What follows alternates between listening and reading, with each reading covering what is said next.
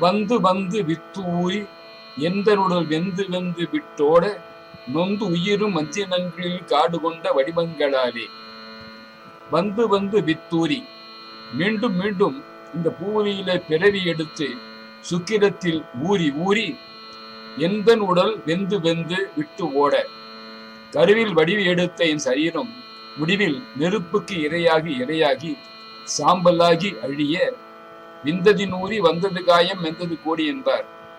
நொந்து உயிரும் வன் சினங்களில் காடு கொண்ட வடிவங்களாலே எனது உயிரும் துன்புற்று அசதி அடைந்து கடும் சினம் போன்ற துர்குணங்களிலால் சபதம் எடுத்தது போல காடு கொண்ட வடிவங்களாலே அடர்த்தி மிக்க மிகுதியான உருவங்களை எடுத்து மங்கி மங்கி விட்டேனே, மிகவும் கெட்டுப்போன அடியேனே, உந்தனது சிந்தை சந்தோஷித்து உன் திருவுள்ளத்தில் ஆனந்தத்துடன் ஆளு கொண்டு என்னை ஏற்றுக்கொண்டு ஆட்கொண்டு அருளுமாறு வந்து சிந்துரத்து ஏறி அண்டரோடு தொண்டர் சூழ உனது பிடிமுகம் என்னும் யானை மேல் ஏறி வந்து தேவர்களும் அடியார்களும் புடை சூழ்ந்து வர எந்தன் மஞ்சனை காடு சிந்தி விழ எனது மும்மத மாயையால் விளைந்த பிறவிக்காடு தொலைந்து போக சந்தர் அண்டி இசைத்தேவர் அறம்பெயர் கனிந்து பந்தடித்து ஆடல் கொண்டு வர இசை சந்தமோடு பாடிக்கொண்டு நெருங்கும் விண்ணுலக அரம்பை மாதர்கள்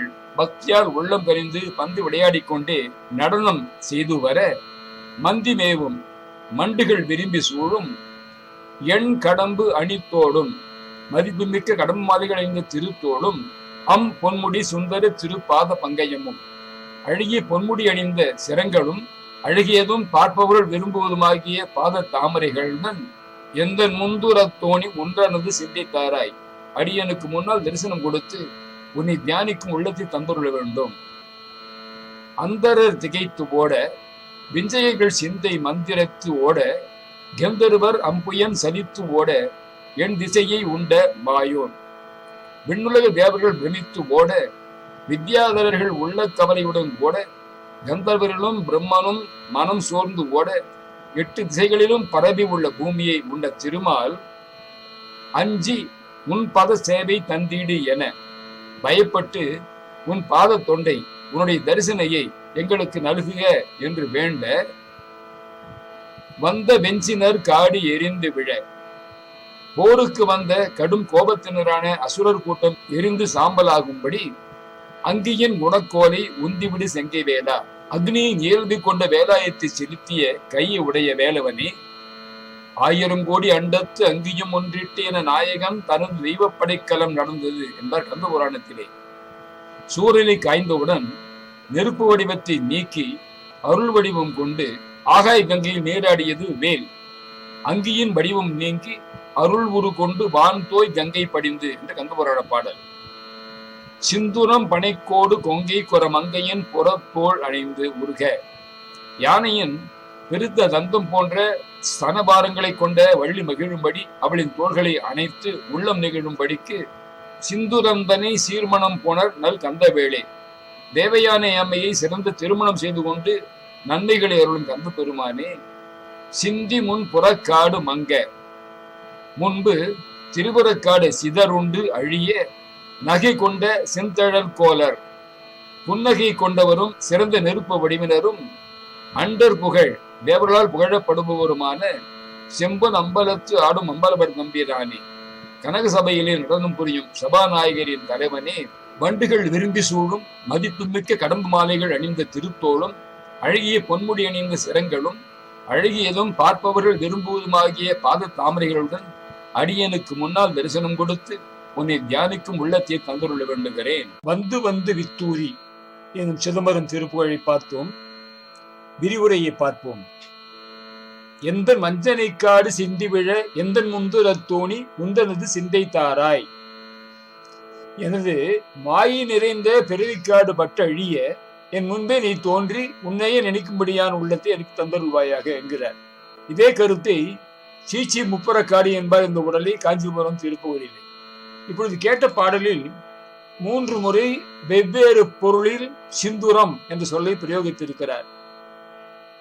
1 பிணிமுகம் என்ற யானை, 2 வள்ளியின் கொங்கைகள், 3 தேவ யானை என்ற பொருளில வருகின்றன.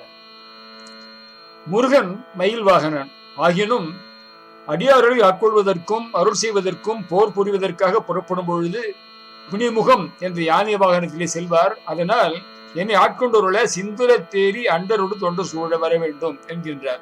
பல தலங்களில் முருகப்பெருமானுக்கு பிணிமுக யானை வாகனமாக இருப்பதை பார்த்திருக்கிறோம்.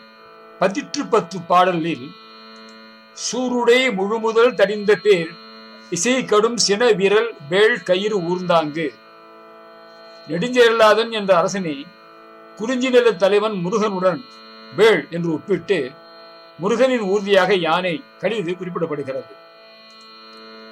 அகநூறு பாடலில் ததும்பு சீர் இயம் கரங்க கைதொழுது உருகேடு சிறப்பின் முருகு மனை தரி இக்கடம்பும் களிரும் பாடி என வருகிறது. இதிலே முருகனது கடம்பு மாலையையும் களிற்றையும் பாடப்படுவதை காணலாம். புறநானூறு பாடல் பனைக்கொடியோனும் மண்ணொரு திருமணி புறையும் மேலிவின் உயர் புக்கொடி விரல் வெய்யோனும் மணிமயில் உயரிய மாறா வென்றி பிணிமுக ஊர்தி ஒன் செய்யோனும் மயிலை குடியாகவும் யானை பிணிமுக ஊர்தியாகவும் முருகன் கொண்டுள்ளார் என்று பாடுகிறார். இந்த பாடலில் பிணிமுகம் என்பதற்கு மயில் என சிலர் பொருள் கூறிய பொழுதும் பிணிமுகம் என்பது யானையினையும் குறிக்கும்.